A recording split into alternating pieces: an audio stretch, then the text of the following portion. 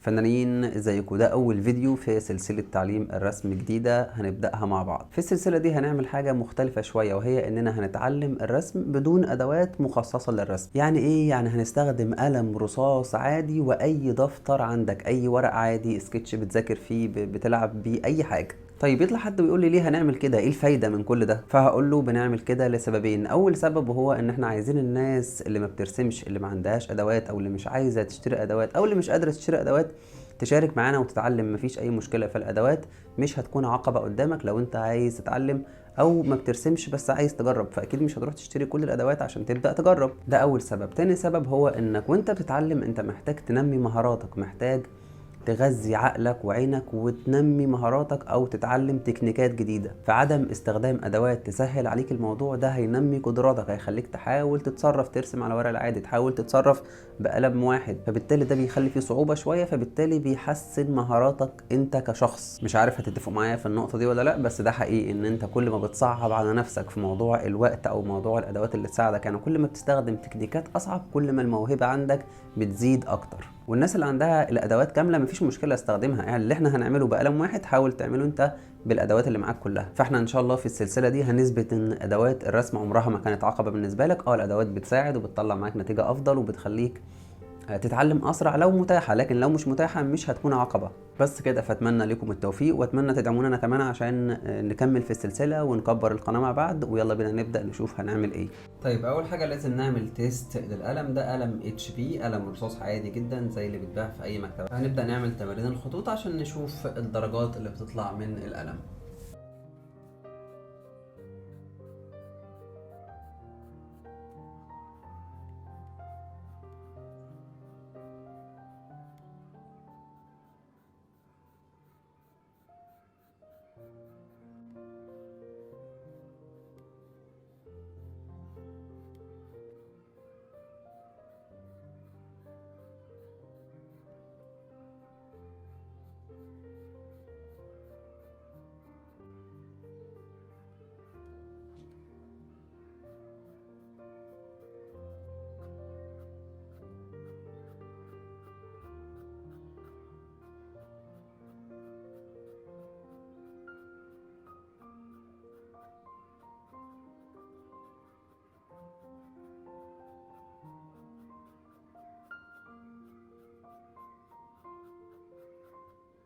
انا شايف ان القلم حلو جدا، عارفين نطلع منه الدرجات الفاتحه وعارفين نطلع منه الدرجات الغامقه. فهنكرر نفس التمارين دي على هيئه كيرفات عشان دي من اساسيات الرسم المهمه.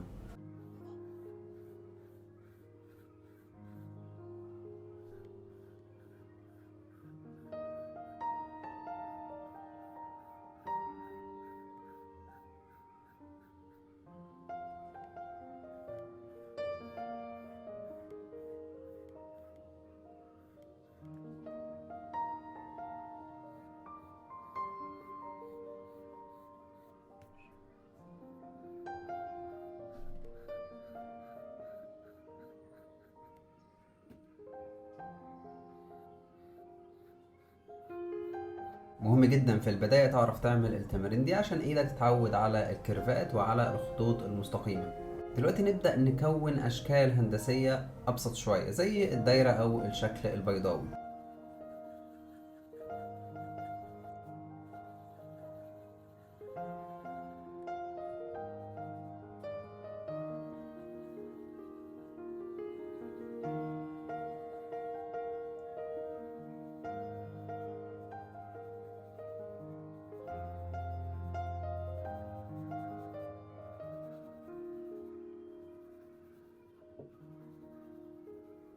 كده اختبرنا القلم في التخطيط وانا شايف ان هو مناسب جدا وتحفة. نبدأ بقى نختبره في التظليل عن طريق ان احنا نحاول نطلع منه تونات او درجات مختلفة.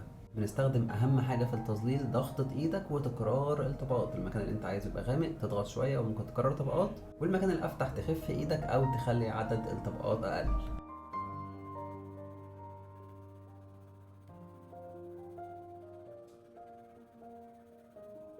نبدأ نخف ايدينا بالتدريج كل ما نقرب على الاجزاء الفاتحة.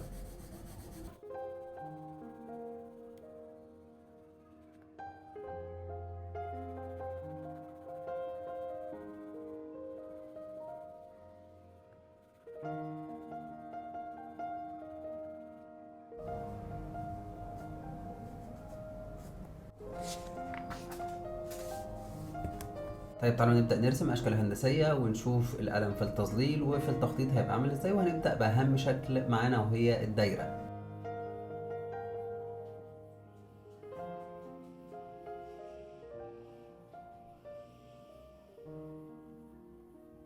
أهم حاجة في الدايرة إن القطر الأفقي والرأسي يكونوا قد بعض، عشان كده هتتأكد إنها هتطلع معاك الدايرة مظبوطة.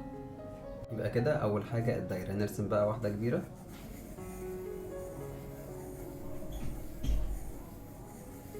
حاجة برضو مهمة جدا لازم تبقى عارفها، وهي إن الكرة لو قطعتها من النص ما بيظهرش خط صريح، بيظهر شكل بيضاوي كده، فتخيل الحاجات زي ما هي مجسمة في الحقيقة. دلوقتي نبدأ نقول شوية معلومات في التظليل. أهم حاجة في التظليل وهو فرق الدرجات، يعني احنا معانا قلم HP طلعنا منه درجة 2 3 4 5 6 7 8 9 10 درجات تقريبا، درجات غامقة ودرجات وسط ودرجات فاتحة. التظليل باختصار هو ان انت تطلع الدرجات دي بس في الرسمة بتاعتك بناء على أماكن الظل وأماكن الإضاءة، وده اللي احنا هنشرحه دلوقتي. لو فرضنا ان احنا عندنا هنا كذا دايرة، ادي دايرة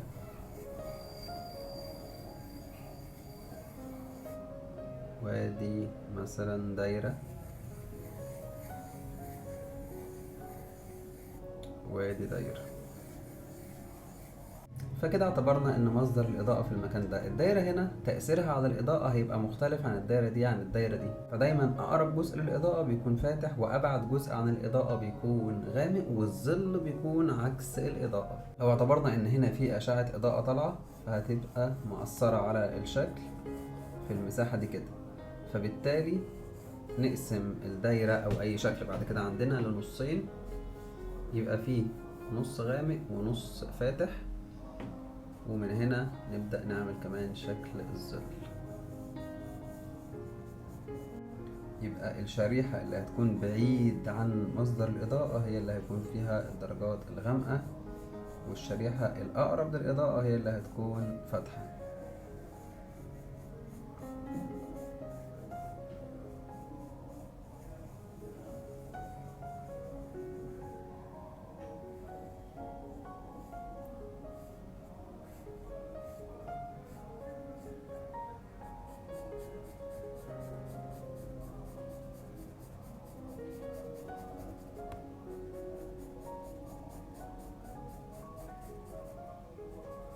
طيب ناخد تأثير الإضاءة على الدايرة دي، هيبقى بالشكل ده،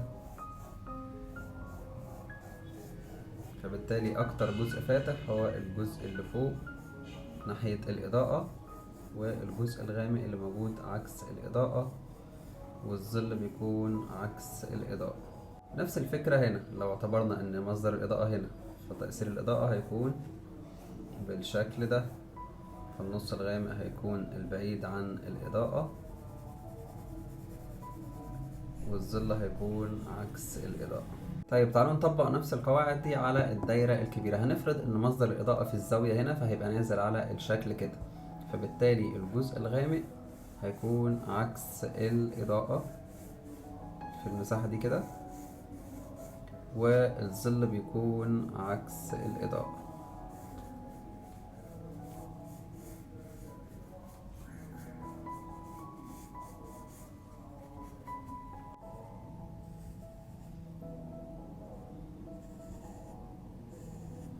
الظل، بداية الظل بيكون أغمق، وكل ما تبعد برضو تبدأ تخف الدرجة بالتدريج.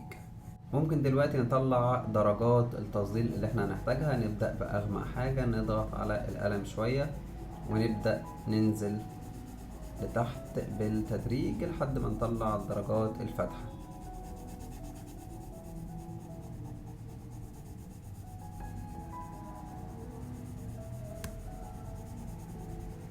كل ما هتعرف تطلع درجات أكتر كل ما هتبقى شاطر في التظليل.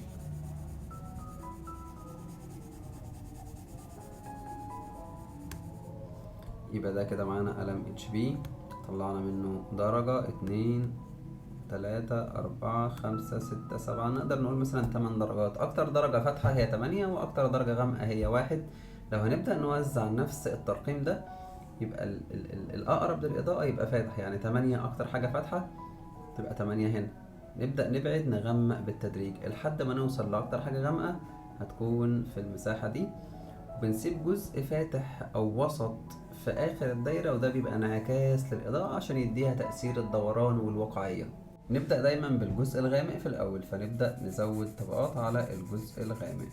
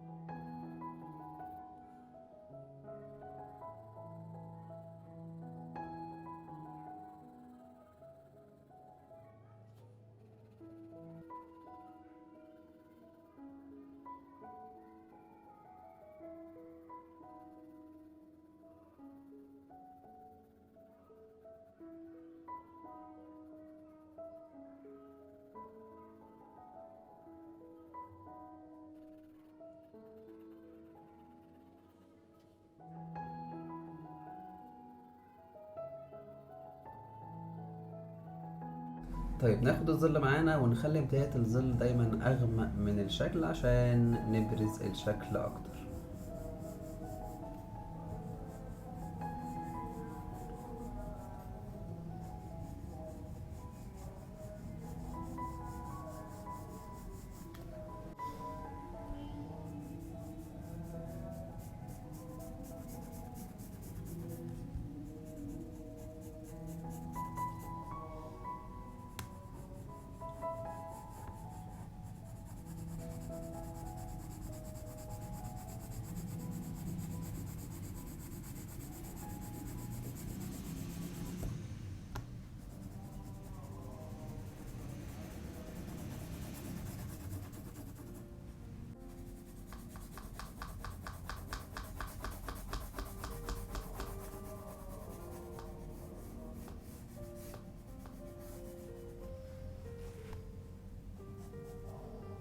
طبعا كل ما تقرب على جزء المركز الإضاءة تبدأ تخف إيدك عشان تخلي الدرجات فاتحة.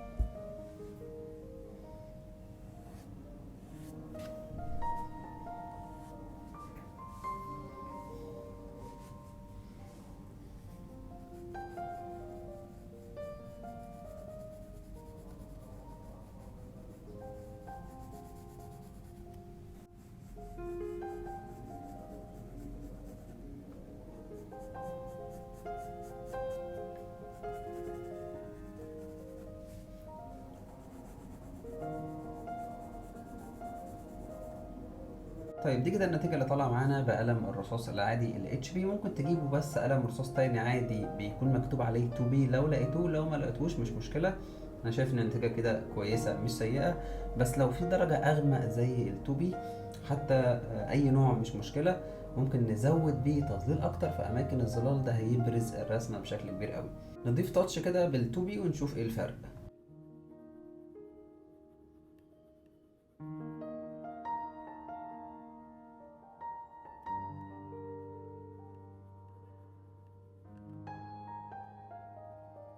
حاول في الأجزاء الصغيرة تحرك إيدك حركة بطيئة عشان تتحكم في المساحات الصغيرة.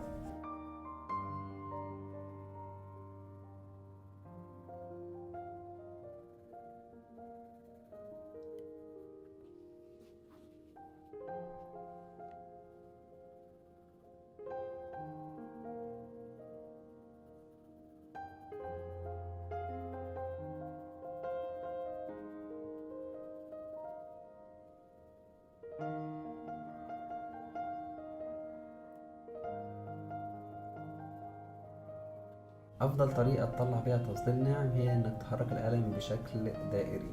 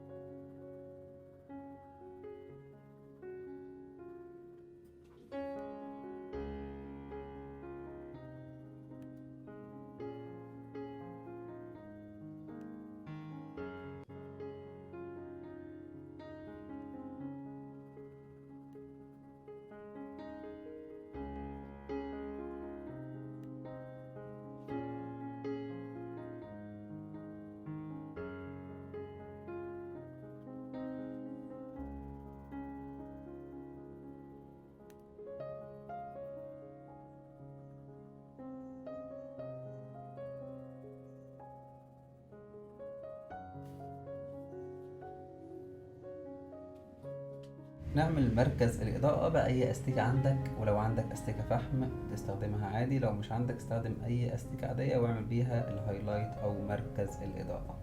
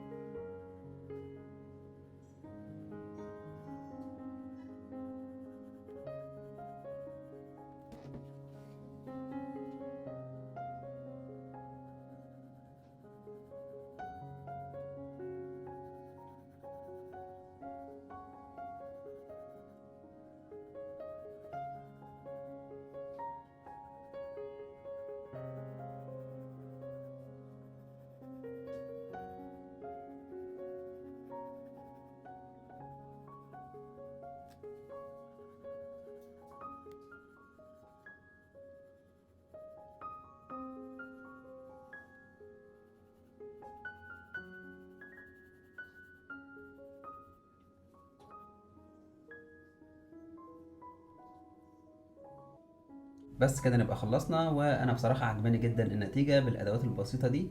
اتمنى تطبقوا بشكل كويس، وما تنسوش تسيبوا لنا رأيكم في كومنت وتدعمونا عشان نكمل السلسلة ان شاء الله، واشوفكم في درس جديد.